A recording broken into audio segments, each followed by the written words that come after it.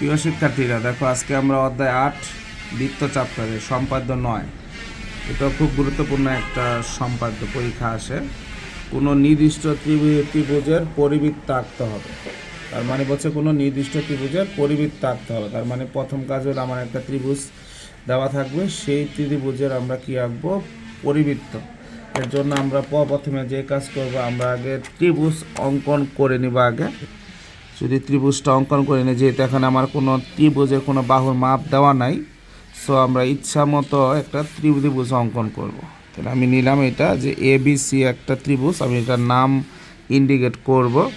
আমি নিয়ে নিলাম, দেখো এটার নাম দিয়ে দিলাম আমরা, এটা এ বি সি একটা ত্রিভুজ। মানে যদি আমি এটার বর্ণনা লিখতে চাই তাহলে বলবো যে এই মনে করি এ বি সি একটি ত্রিভুজ যার পরিবৃত্ত আঁকতে হবে, অর্থাৎ এমন একটি বৃত্ত আঁকতে হবে, মানে আমরা এরকম একটি বৃত্ত অঙ্কন করব যা এই ত্রিভুজের 3টা শীর্ষবিন্দু দিয়ে যাবে। এই ত্রিভুজের 3টা শীর্ষবিন্দু, একটা হলো এ, একটা হলো এ, একটা হলো বি, একটা হলো কত?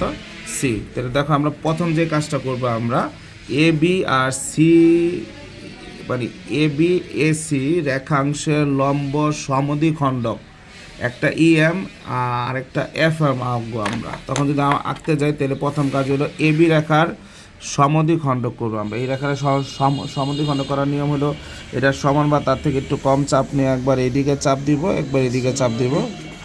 ঠিক একইভাবে আমরা সেম কাজ করব, একটা এই পাশে একটা এই পাশে। পরে আমরা এটা যোগ করে দিব, এটাই হবে সমদ্বিখণ্ডক। এটা হলো এ বি বাহুর, এটা কি হবে আমাদের? এ বি বাহুর কি আঁকবো আমরা? সমদ্বিখণ্ডক, যার নাম হবে ইএম। তার নাম হবে কত? ইএম। সেমভাবে আমরা কি করব এবার? এসি বাহুর, এই এসি বাহু হওয়ার সমান বা তার থেকে একটু কম নিয়ে আমরা এদিকে চাপ, এই পাশে চাপ। ঠিক একইভাবে আমরা কি করব?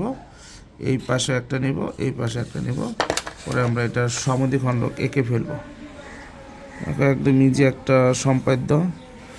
এই যে সমদ্বিখণ্ডক আঁকলাম তার নাম হলো, দিলাম আমরা এফ এম।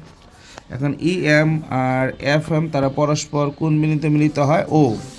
পরে আমরা ও এ কী করে দিব? যোগ করে দিব। ও এ আমরা কি করব?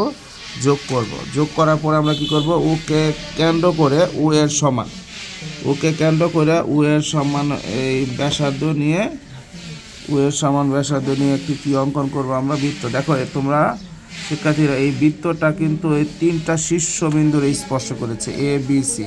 তাহলে এটাই হবে আমাদের উদ্দিষ্ট ত্রিভুজ।